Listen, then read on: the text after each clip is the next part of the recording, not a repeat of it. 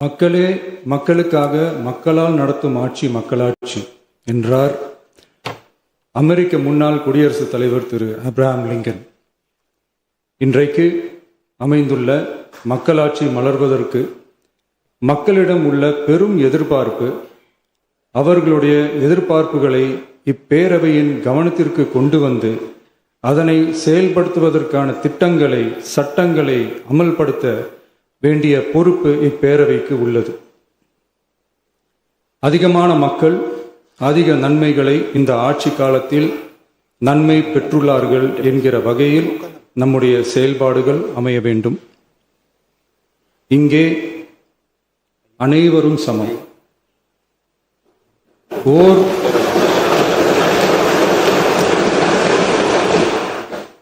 ஓர் உறுப்பினரை கொண்ட கட்சிகள் இங்கே இடம் பெற்றிருந்தாலும் அவர்களுடைய கருத்துகளுக்கும் அதிக எண்ணிக்கை பெற்ற தமிழக வெற்றிக் கழக உறுப்பினர்கள் தெரிவிக்கும் கருத்துகளுக்கும் சமமாகவே மதிப்பளிக்கப்பட்டு நல்லவை ஏற்கப்பட்டு அல்லவை நிராகரிக்கப்பட்டு ஜனநாயகத்தின் இதயமாகவும் மூளையாகவும் இப்பேரவை செயல்பட வேண்டும்.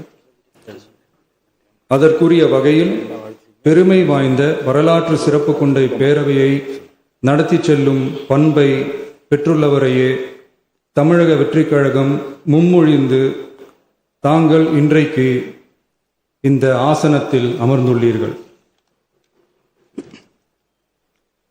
மாண்புமிகு பேரவைத் தலைவர் அவர்களே, தாங்கள் பேரவைத் தலைவராக ஒருமனதாக தேர்ந்தெடுக்கப்பட்டுள்ளீர்கள். தங்களை இந்த ஆசனத்தில் மாண்புமிகு பேரவை முன்னவரும் எதிர்க்கட்சி தலைவரும் தங்களுடைய கரங்களை பிடித்து அழைத்து சென்று அமர வைத்தார்கள். இந்த சம்பிரதாயம் எப்படி வந்தது என்று சொன்னால் சுவாரஸ்யமாக இருக்கும். பெரிய வரலாறு சம்பவத்தில் உள்ளது. இங்கிலாந்து நாட்டில் உள்ள பாராளுமன்ற நடைமுறைகளை போன்றதே நம்முடைய பாராளுமன்ற நடைமுறைகளும். மன்னராட்சி இருந்த காலத்திலேயே அங்க பாராளுமன்றம் இயங்கியுள்ளது. அக்காலத்தில் அனைத்து அதிகாரங்களையும் பெற்ற மன்னரும் இருந்தார், பாராளுமன்றமும் இயங்கியது. அங்கே மன்னர் ஒரு பணியை செய்ய வேண்டும் என்று விரும்புவார், பாராளுமன்றம் அவருடைய விருப்பத்தை பெரும்பாலும் நிராகரிக்கும். மன்னர் விரும்பிய காரியத்தை பாராளுமன்றம் நிராகரித்து விட்டது என்கிற செய்தியை மன்னருக்கு சொல்ல வேண்டியவர் பாராளுமன்ற தலைவர், ஸ்பீக்கர் என்பார்கள். பாராளுமன்றத்தின் கருத்தை மன்னரிடம் சொல்ல வேண்டியவர் ஸ்பீக்கர். அதற்கு துணிவு வேண்டும். சில பணிகளை செய்வதற்குத்தான் பாராளுமன்றத்தின் அனுமதி வேண்டுமே தவிர அந்த ராஜ்யத்தில் உள்ள எந்த பிரஜைக்கும் மரண தண்டனை விதிக்கும் அதிகாரம் மன்னருக்கு உண்டு. தான் விரும்பியதை பாராளுமன்றம் நிராகரித்து விட்டது என்று சொல்லும் ஸ்பீக்கருக்கு மரண தண்டனை விதிக்கும்படி ஆணையிடுவார். தலையை வெட்டி விடுங்கள் என்று ஆணையிடுவார்கள். இது பலமுறை நடந்ததால் யாருமே இந்த ஸ்பீக்கர் பதவிக்கு வர விரும்ப மாட்டார்கள். எனவே புதிதாக பாராளுமன்றம் அமையும் போது ஸ்பீக்கர் பதவிக்கு ஒருவர் அறிவிக்கப்பட்டவுடன் அவர் உடனே தலை தப்பித்தால் போதும் என்று ஓட்டம் பிடிப்பார். அணை முன்னவரும் எதிர்க்கட்சி தலைவரும் அவரை தடுத்து நிறுத்தி அவர் கைகளை பிடித்து இழுத்து வந்த ஆசனத்தில் அமர வைப்பார்கள்.